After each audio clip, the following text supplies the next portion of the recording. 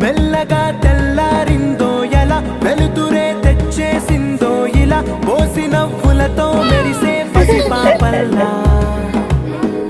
చేదతో